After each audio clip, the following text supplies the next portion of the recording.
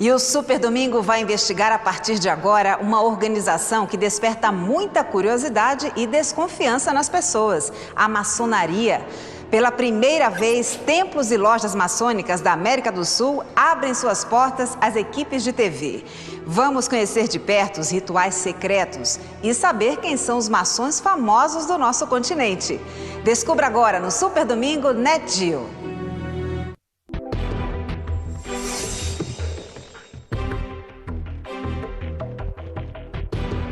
Para alguns, os maçons se reúnem em poderosas, sinistras e até perigosas irmandades secretas e praticam cumprimentos e rituais obscuros. Que assim seja. Para outros, os benefícios da maçonaria podem ser encontrados desde a formação dos estados latino-americanos. O que são? O que fazem? Para que se reúnem? Por que os rituais? Qual é o segredo da maçonaria? Qual é o segredo da maçonaria? Qual é o segredo da Qual é o maçonaria? segredo da maçonaria? Qual é o segredo da maçonaria? Qual é? Isso faz parte do segredo. Qual é o segredo da maçonaria? Quem são os maçons? O que fazem? Para que se reúnem? Por que os rituais? E pela primeira vez na sua história, ela abre suas portas. O que existe? E o que acontece por trás destas portas?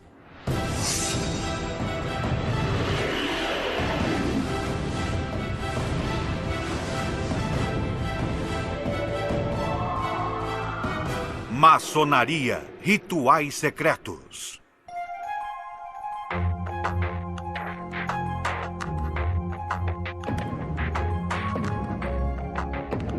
A maçonaria está cercada de lendas, mitos e mistérios.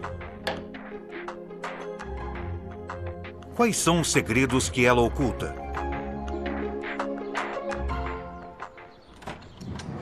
O caminho para quem quiser desvendá-los deverá começar num lugar pequeno, geralmente localizado no subsolo. Assim começa a iniciação de um maçom. Com os olhos vendados, o futuro iniciado é conduzido a uma sala isolada, úmida e escura, onde poucos têm acesso. Essa é a Câmara das Reflexões. E é a porta de entrada aos mistérios da maçonaria.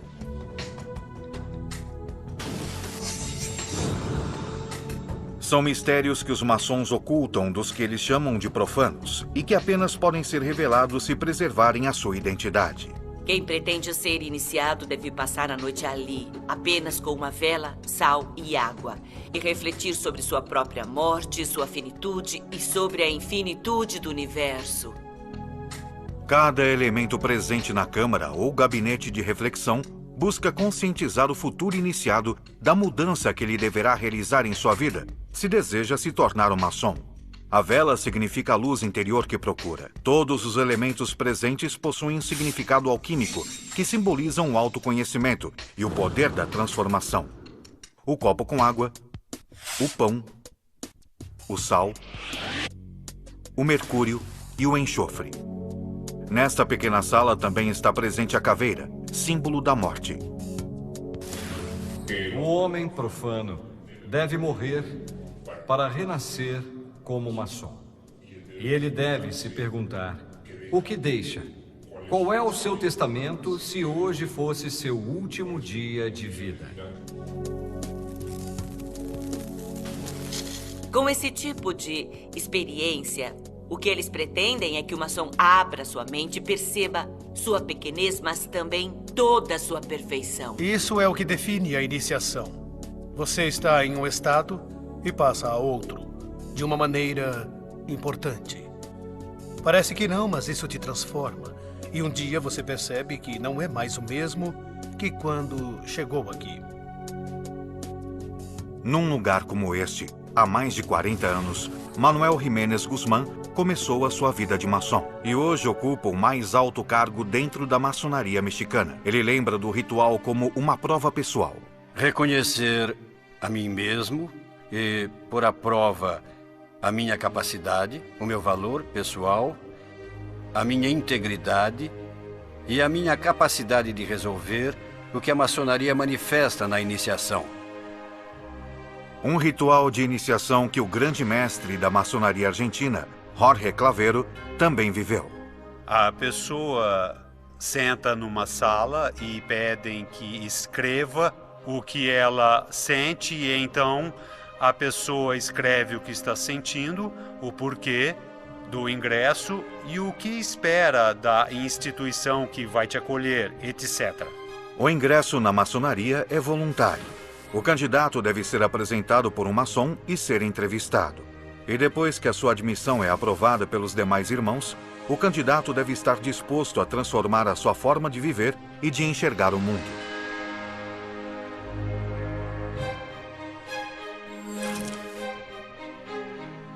O vitriol é um acróstico latino e significa: visite o centro da terra. Retificando-te, encontrarás a pedra oculta. Na câmara de reflexão, o iniciado tem a oportunidade de se arrepender e refletir sobre estas palavras. Se tens medo ou hesitas, abandona este recinto. Se és fraco ou não tens força de vontade, retira-te, ainda há tempo. E se decidir seguir, ele deve se comprometer a guardar um conhecimento secreto, ainda que nas piores condições. Esses mistérios são transmitidos através de rituais. Rituais que permaneceram por séculos nas sombras, ocultos em templos, escondidos do olhar do resto do mundo. Como este local, situado no coração de Buenos Aires, onde hoje é a Casa de Cultura do governo da cidade e onde antes funcionou a redação de um jornal.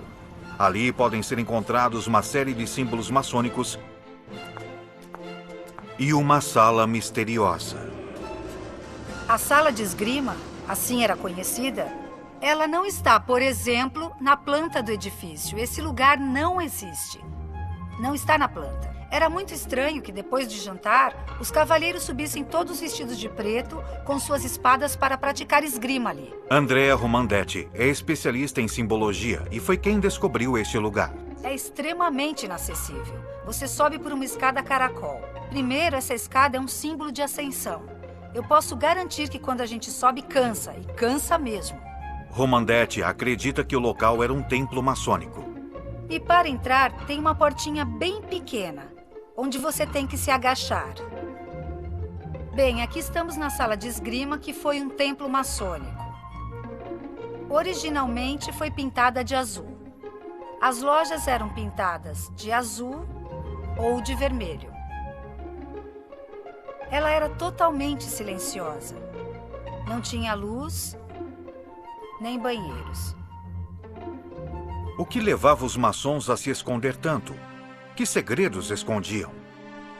Estes são os mistérios que são revelados ao iniciado. Saindo da câmara de reflexão, começa a próxima etapa da iniciação. Sempre de olhos vendados, o iniciado chega pela primeira vez ao templo. Quando tiramos a venda, estamos ali, onde vemos a magnificência do templo e vemos os irmãos que nos recebem na loja. Mas antes de retirar a venda, durante a cerimônia, o iniciado é submetido a uma série de testes físicos e intelectuais. Alguns deles implicam em demonstrar que ali ele terá que abandonar as convicções que tinha e deixar claro que a decisão que terá que tomar não é uma decisão fácil, é um momento de muita reflexão. Para isso, na Argentina, são utilizadas estas estranhas cadeiras ou camas. Durante toda a cerimônia, o iniciado está vendado e escuta e sente as provas sem poder vê-las. Com esses exercícios físicos e mentais, é possível ver qual é a resposta da pessoa que pretende ingressar. São feitos uns testes que são definitivos para todos nós. E o melhor de tudo é enfrentá-los. Porque é o que permeia e ensina. E faz você amadurecer dentro da maçonaria no sentido que você começa do zero. E a partir da primeira iniciação, começa um caminho que pode chegar até 33 graus. Cada grau possui o que os maçons chamam de mito fundacional, que lhe dá sentido. Cada cerimônia é um ritual de passagem com ensinamentos distintos. Na América Latina, há dezenas de milhares de maçons organizados em distintas lojas e organizadas em distintos rituais ou vertentes. Algumas de origem local, como o rito nacional mexicano, e outras cujas jurisdições podem ser encontradas em organismos maçônicos europeus, principalmente franceses e ingleses. Atualmente, o rito mais praticado é o chamado escocês antigo e aceito. Do ponto de vista administrativo, a grande loja dirige os graus de 1 a 3, denominados simbolismos, são os graus simbólicos. E nós do Supremo Conselho dirigimos os graus 4 ao 33, que são os chamados filosóficos ou escocistas. No processo com 33 degraus, o maçom vai incorporando gradualmente seus conhecimentos. Uma das primeiras coisas que o iniciado aprende são os sinais e cumprimentos que os maçons utilizam para se reconhecer secretamente. O que os maçons chamam de toque ou tocamento, um cumprimento que, de acordo com a posição dos dedos, representa uma hierarquia ou outra. Por exemplo, o toque para o grau de aprendiz, ou seja, o primeiro grau da maçonaria, implica pressionar com o polegar direito a primeira falange do dedo indicador do outro. A maçonaria adotou este sistema para passar um pouco mais despercebido e reconhecer os outros irmãos sem que outros percebam isso. Porque quem não está dentro desse trabalho não pode entender o que acontece entre os irmãos. Duas pessoas que nunca se viram na vida e, pelo fato de descobrirem que são irmãos, nasce instantaneamente o amor entre essas pessoas. Uma língua universal. Apesar de não falarmos a língua de um país, com ela podemos nos identificar. São cumprimentos, são palavras. Esse procedimento é chamado de retejamento num determinado momento, para saber se é ou não um irmão. Há um para cada grau, e cada grau possui suas inalteráveis formas de reconhecimento. E, obviamente, apenas pode possuí-las um franco-maçom. Nós não podemos revelá-las. A maçonaria, obviamente, em seus rituais, penaliza com a morte um traidor. Hoje é mais uma questão que ficou no papel e não se traduz à realidade. Mas no passado, obviamente, essas circunstâncias eram mais fundamentais. Não saia daí! Ainda hoje no NetGeo você vai conhecer as origens da maçonaria. Nós vamos para um rápido intervalo e voltamos daqui a pouco. Até já! NetGeo. Estamos de volta com Super Domingo. Ainda hoje você vai acompanhar uma verdadeira prova de fogo que precisa ser superada em nome da fé. Mas antes, fique com a continuação do documentário Rituais Maçônicos. Que segredos os maçons guardam? As respostas ocultas estarão dentro de seus templos?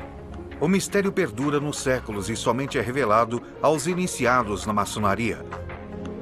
Para entrar no templo, é necessário conhecer as senhas e os sinais. Ao passar pela porta do recinto, o aprendiz se identifica desta forma.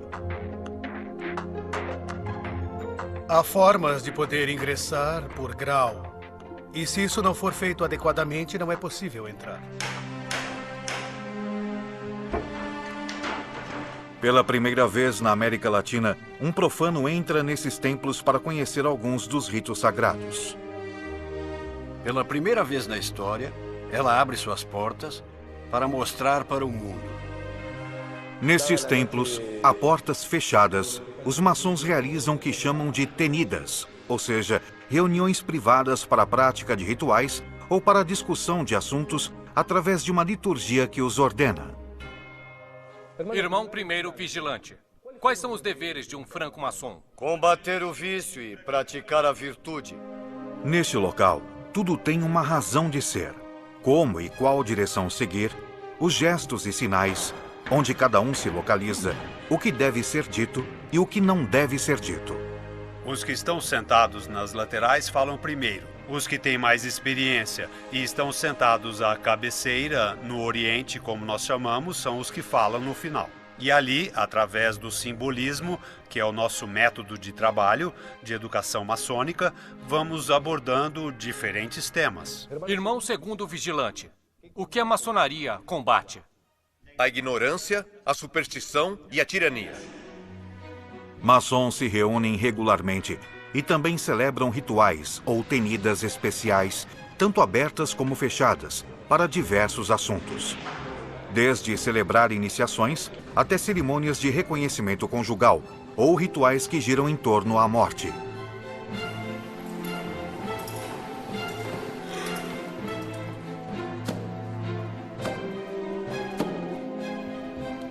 Irmãos, venham. Vossos irmãos vos esperam. Estas reuniões fúnebres são em memória dos maçons mortos.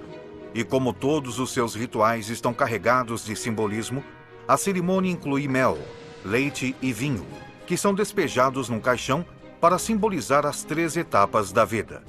O mel é a pureza e a inocência da infância. O leite, a força e a vitalidade da fase adulta. E o vinho representa os prazeres da vida e a sabedoria da velhice. O número 3 é o número maçom, presente em todo o seu simbolismo. Os irmãos dão 3 voltas em torno do caixão e com o machado um deles bate 3 vezes. Esses 3 golpes misteriosos, de intensidade variável, simbolizam as 3 fases na vida de um homem: o nascimento, a idade adulta e o último suspiro. São rituais que têm perdurado durante séculos e que são praticados no mundo inteiro.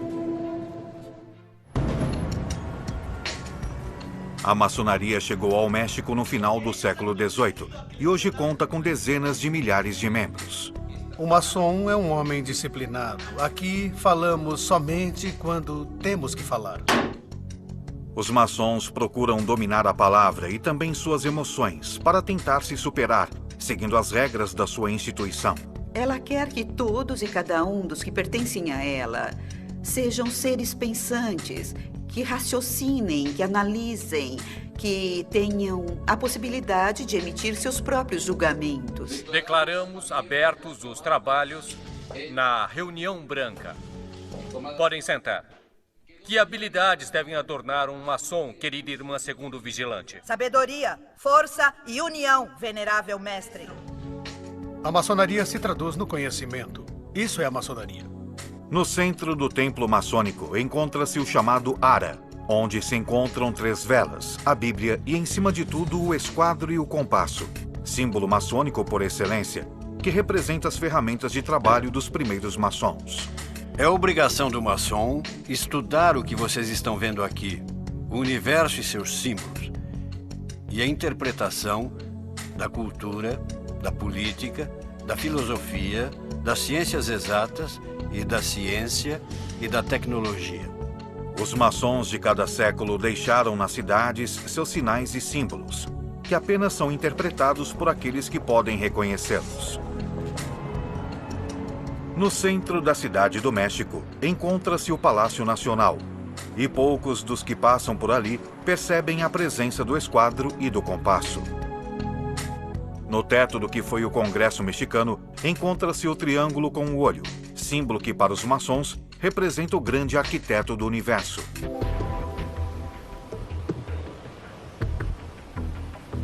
Em outros casos, não apenas vemos sinais maçônicos dispersos, mas o que poderia ser uma cidade inteira baseada em seus simbolismos.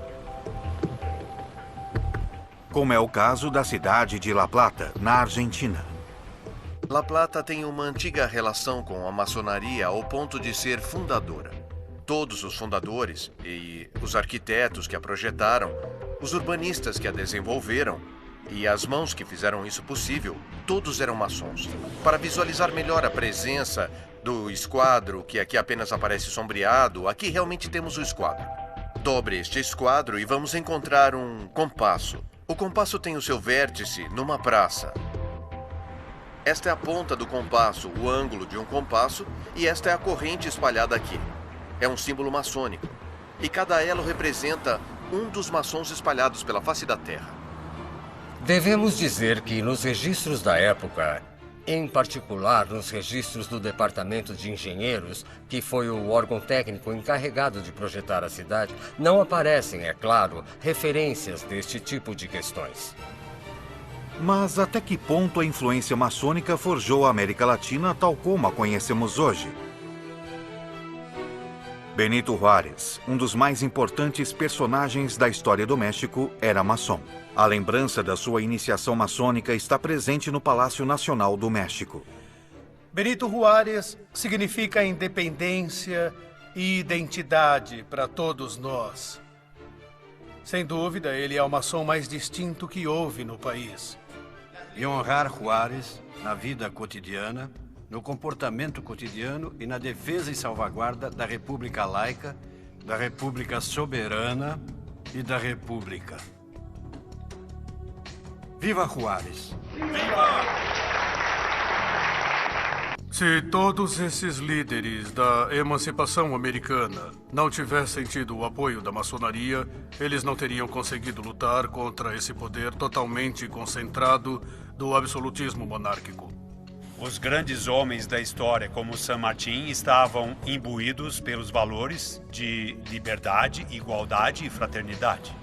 Tivemos membros como San Martín, Miranda, o próprio Bolívar. Não há registros em instituições maçônicas, mas muitos deles foram membros do que conhecemos como Loja Lautaro, ou Sociedade de Americanos ou Cavalheiros Racionais.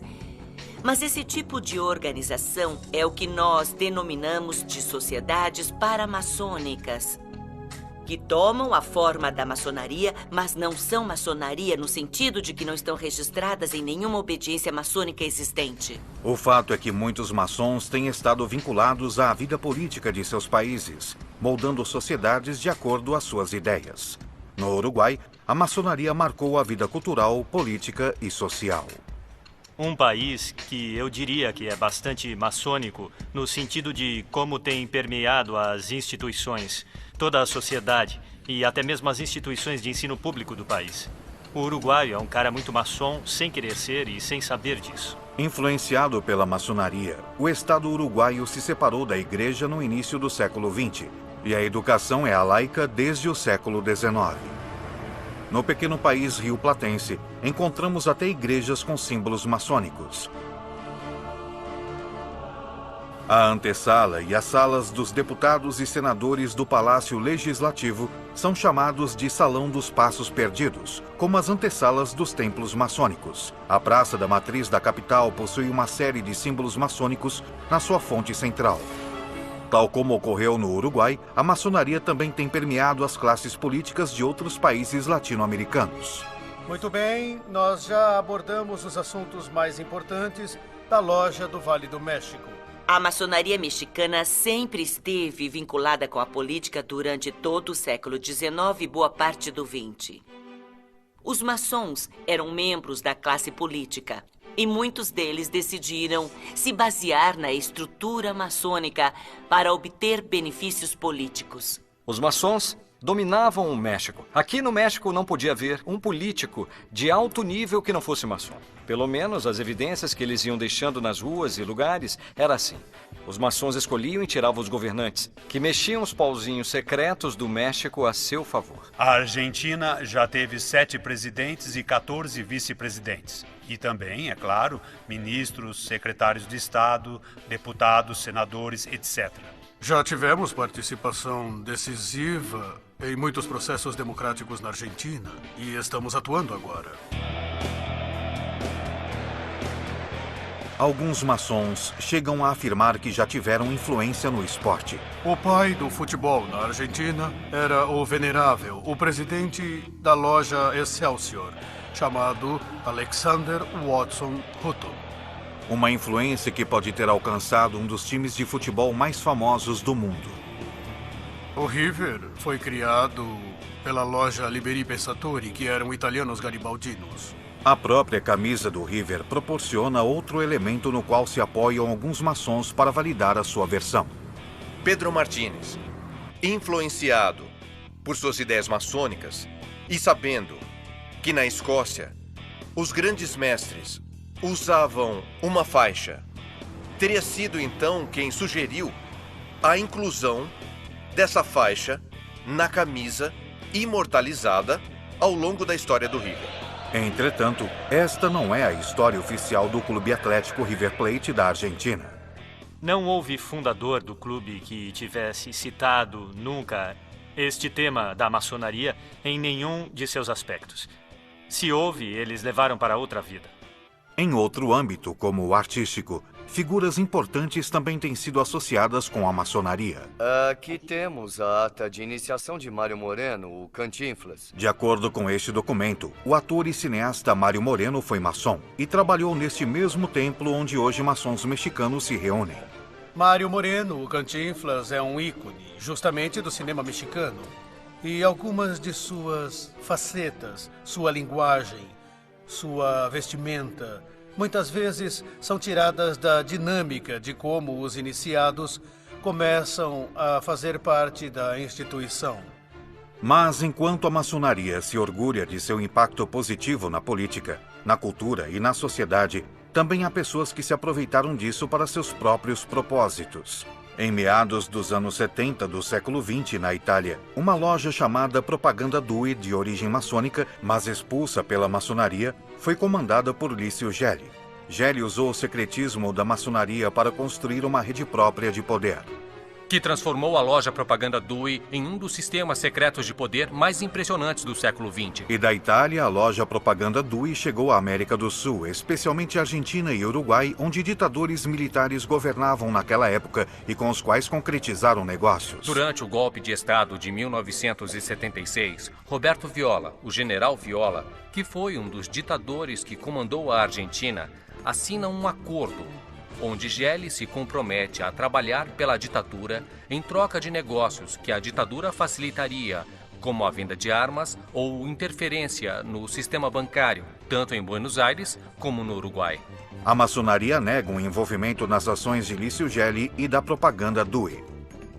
Usaram a maçonaria, a estrutura que ela tinha, para fazer uma organização mafiosa. A maçonaria em si não teve nada a ver com isso. A maçonaria permite que seus membros tenham uma rede de contatos como a que Gelli usou para seus propósitos pessoais. A mesma que muitos deles usam para ter sucesso em suas vidas pessoais. Os maçons estão em todos os lugares, em todos os partidos, em todas as universidades, públicas e particulares, em todas as associações.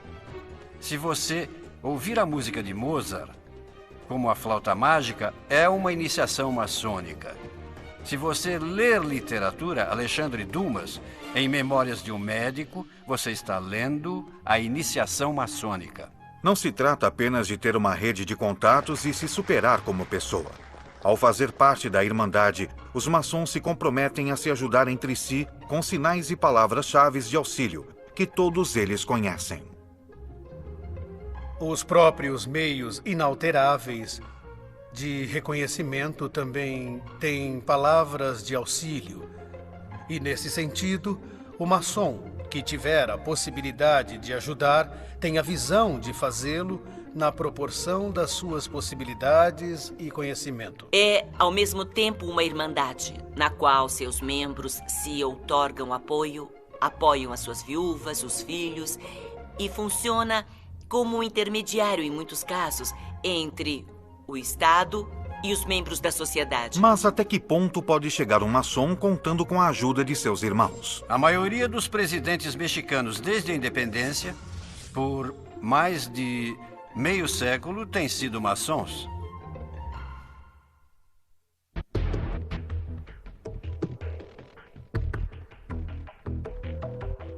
A maçonaria é uma sociedade iniciática que mantém seus ritos e cerimônias em segredo, abertas apenas para aqueles que decidem pertencer à organização. Para entrar em seus templos durante os rituais privados, é necessário que tenha realizado antes um rito jamais revelado, a iniciação. Porém, quem consegue ingressar, descobre ali uma longa série de símbolos que deverá estudar em seu caminho para o grau 33.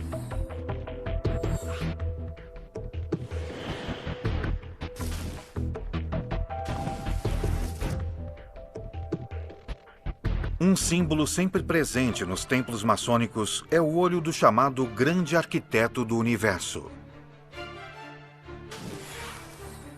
A maçonaria, dentro do livre pensamento, entende que o universo não poderia ter sido formado por um acaso ou por acidente, mas que realmente existe uma causa principal que tem um plano, um grande arquiteto.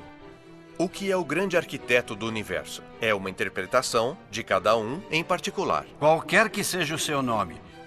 Cristo, Krishna, Buda, Maomé, ciência. E segundo os maçons, exatamente essa tolerância religiosa e a luta pela laicidade no Estado, na educação e na sociedade em geral, é o que tem levado a maçonaria a enfrentar o seu principal rival, a Igreja Católica. A Igreja Católica rejeitou a maçonaria praticamente desde suas origens. Desde 1738, é promulgada uma bula papal contra a maçonaria. Ela estava proibida não só como um crime, mas como uma heresia, como uma afronta à fé católica. Historicamente, a maçonaria e a Igreja Católica tiveram uma série de enfrentamentos e desencontros que resultou, inclusive, na excomunhão. A Igreja Católica sempre interveio para perseguir os maçons.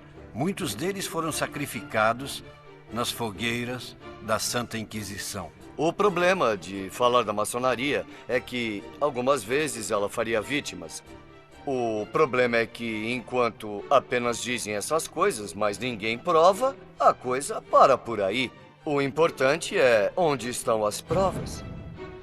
A maçonaria, enquanto sociedade secreta, vai contra a Igreja e os princípios do Evangelho.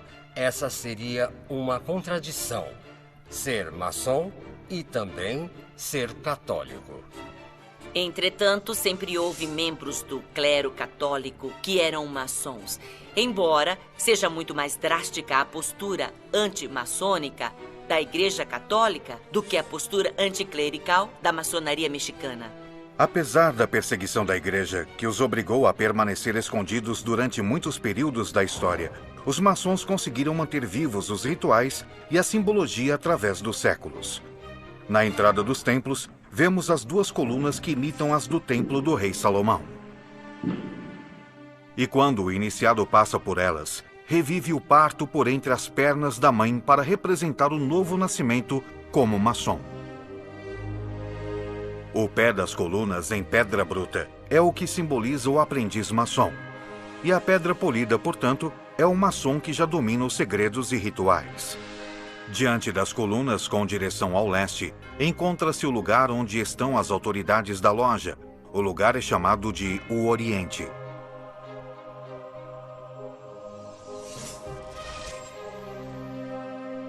Os símbolos maçônicos salientam a necessidade de que os irmãos permaneçam unidos.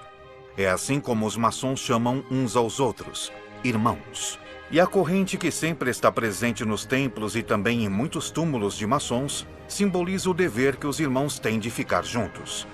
E a união entre os maçons é lembrada em alguns de seus rituais. Queridos irmãos, vamos realizar a corrente de união e com isso encerraremos nossos trabalhos. Grão-mestre, por que nossa corrente está quebrada? Está quebrada por nossos vícios e imperfeições. E o que devemos fazer? Cavar um poço sem fundo para os vícios e levantar templos à virtude. Então, com esse compromisso e conscientes do que cada um de nós tem expressado, pedimos, irmão mestre de cerimônia, fechar esta corrente e nos conduzir nesta corrente de união. Vamos nos despedir da nossa corrente de união com as palavras sacramentais ditas por 3 vezes 3. Saúde, força e união, um por todos e todos por um. Saúde, força e união! Saúde, força e união! Saúde, força e união! Um por todos, todos por um! Um por todos, todos por um! Um por todos, todos por um! Que assim seja! Outro símbolo presente em todos os templos maçônicos é o tabuleiro, um piso quadriculado em branco e preto, que significa que, para estar unido, é necessário que o maçom conviva com aquele que pensa ou que é diferente. Isso parece uma contradição com o fato de que a maçonaria não aceita formalmente a participação das mulheres nos templos do rito escocês antigo e aceito. A maçonaria é dos homens porque nasceu em 1717 e a mulher apenas se dedicava à casa. Ela não existia, não tinha direitos civis nem políticos. Então foi criada como uma sociedade de homens e, com o tempo, tornou-se uma tradição. Porém, desde fins do século XIX, as maçonas latino-americanas tentam ser reconhecidas e aceitas como iguais. Se a maçonaria nos diz que temos que ser pessoas livres e de bons costumes, então isso vale também para homens e mulheres. A diferença está principalmente na parte energética, porque a energia feminina é diferente da energia masculina. É mais mística. Por natureza, somos mães. Por natureza, somos educadoras. O que impede o ingresso formal das mulheres é um landmark, ou seja, é uma das regras fundamentais da maçonaria. Existe um landmark, uma lei do rito escocês antigo e aceito, o número 18, que diz categoricamente que as mulheres não devem estar na maçonaria. E essas regras escritas possuem uma peculiaridade. Um dos artigos proíbe que eles sejam modificados. Ninguém pode discutir que existimos. Ninguém pode negar que trabalhamos tão seriamente quanto o masculino. E ninguém pode negar à mulher o direito de poder trabalhar maçonicamente. E assim, as mulheres maçons latino-americanas vão ganhando terreno pouco a pouco. Mulheres de vários países da América do Sul se reúnem pela primeira vez no Grande Templo Masculino de Buenos Aires para festejar o 10º aniversário da Grande Loja Feminina da Argentina. Elas passaram pelos mesmos rituais de iniciação que os homens. Porque a união de todas as mulheres vai tornar isso possível, queridas irmãs. Que a maçonaria transforme o mundo. Saúde. Saúde. Força. Força. E união. E união. Isso mesmo. No México, as líderes das grandes lojas femininas conseguem entrar pela primeira vez no templo dos graus mais altos da maçonaria masculina, o chamado Grande Consistório de Grau 33. Embora, ao contrário dos homens, não tenham permissão para trajar ali suas vestimentas maçônicas, elas foram pela primeira vez chamadas de irmãs pelo grande comendador. Estas palavras primeiro começam com a minha gratidão às irmãs e aos irmãos no dia de hoje. Foi a primeira vez e acho que isso é importante para eles e para nós, não? Porque parece que não, mas vai haver um futuro onde nós vamos poder nos unir todos juntos. Em termos gerais, o papel da mulher tem sido sempre relegado na maçonaria.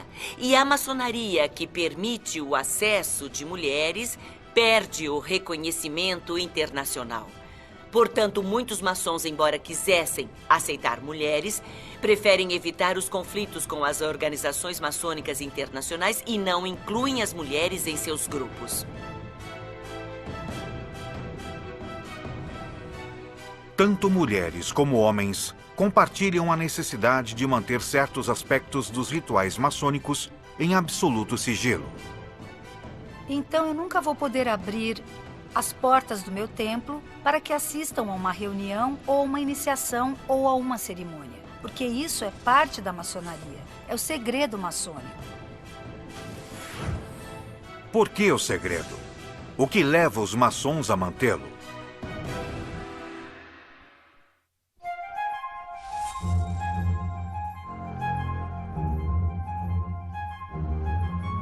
Durante séculos, os maçons têm permanecido ocultos, protegendo uma tradição que conservam desde a Idade Média. Um segredo que transmitem através de experiências de vida, nas iniciações e nas reuniões. Ao expressar nossos juramentos, expressamos também a discrição que devemos guardar para isto. Hoje temos aspectos disciplinares e leis criminais para, obviamente, poder controlar qualquer tipo de exposição de segredos da maçonaria e, obviamente, resultará na expulsão para sempre da ordem. Rituais têm um poder transformador, o que nós tão sagradamente resguardamos dos olhos dos profanos. Esse segredo é inviolável. Segundo os maçons, embora quisessem ou fossem obrigados a fazer isso, seria muito difícil revelar esses segredos. É muito difícil poder contar algo vivencial. É difícil contar a um profano e é difícil contar a um irmão. É quase como se eu pedisse para você relatar o amor que sente pelos seus filhos. O conhecimento adquirido dentro da ordem maçônica é um conhecimento pessoal, vivencial, que deriva da interação com outros membros e da ritualidade, e que apenas vivendo podemos adquirir. O conhecimento nasceu com os maçons originais na Idade Média, mas essa era uma organização diferente da atual. O que era chamado de maçonaria operativa eram as confrarias de construtores, as confrarias de pedreiros, arquitetos, todas as pessoas que se dedicavam à arte da construção. A palavra maçom vem do francês e significa pedreiro ou operário. Eles estavam encarregados de construir palácios, igrejas, castelos e pontes. E para isso, transmitiam os segredos da construção de um maçom para o outro. Durante o século XVII, ela vai se transformando, vai aceitando membros que não fazem parte da arte da construção. E são os filósofos, políticos, médicos, químicos, e começam a utilizar o espaço, a estrutura do que era uma confraria para gerar uma sociedade de pensamento, uma sociedade de ideias. Mas o vínculo com os maçons originais nunca se perdeu. Simbolicamente recebemos as ferramentas. E essas ferramentas são muito parecidas aos instrumentos que os pedreiros utilizam. Com essas ferramentas, nós temos que construir o templo da virtude que a instituição exige. Assim, o segredo da construção dá lugar a um mais complexo. O que supostamente está por trás dessas origens é esse segredo que os maçons possuem, esse conhecimento do universo, da natureza, do ser humano que vai sendo transmitido sozinho, de iniciado para iniciado e que supostamente os maçons preservam. É exatamente este segredo que faz com que a polêmica em torno da maçonaria continue viva. Há segmentos da maçonaria que são obscuros. E convivem com a sua parte mais positiva e que não quer ter nada a ver com essa vertente. Eles foram acusados de muitíssimas coisas, e de conspirações e de toda essa questão. Há muitos mitos e questões de maçons, de sua forma de comunicação, de sua forma de governar, de sua forma de levar a direção do mundo, é o que dizem. Muito além de mitos e teorias da conspiração, é inegável que a maçonaria tem sido um elemento-chave na história das sociedades latino-americanas. E, como tal, tem sido sempre não o motor da história, mas uma ferramenta com a qual a maior parte dos políticos, sobretudo os liberais ou os radicais, tem recorrido para consolidar seus projetos políticos. E os maçons garantem que também tem sido uma ferramenta de desenvolvimento pessoal para cada um deles. O meu caráter, a minha forma de pensar, de agir, não pode ser explicado sem pertencer à maçonaria. Eu tenho orgulho de ser maçom, porque eles me ensinaram a trabalhar livremente o meu intelecto e porque eles me ensinaram o caminho certo na vida. Eles me ensinaram a usar a razão na procura da verdade.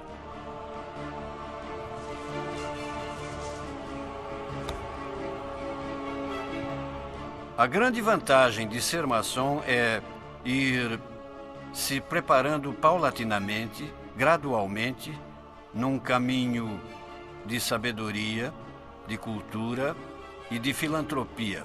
Que assim seja, comandante-chefe. Seus críticos ainda apontam falhas. Eles falam apenas uma parte, falam de ritos de iniciação, falam que qualquer pessoa pode ser maçom, inclusive bispos e sacerdotes. Mas no fundo a pergunta sempre fica: o que são? O que fazem? Para que se reúnem? Por que os rituais? As regras da maçonaria estão contra a transparência de abrir as portas de seus templos para a comunidade. De alguma forma, a maçonaria vai ter que acabar resolvendo essa contradição entre o segredo e a transparência de mostrar para a sociedade que eles são um grupo de pessoas que simplesmente querem um mundo melhor. Um Um por todos, todos por um. Um por todos, todos por um. Que assim seja. Enquanto a maçonaria mantiver muitos de seus rituais ocultos, impedindo que venham à luz, essas dúvidas certamente continuarão presentes em toda a sociedade.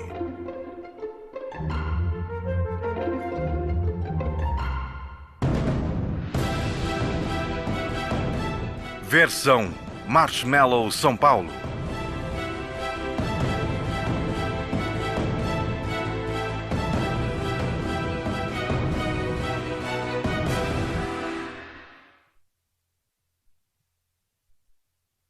Na sequência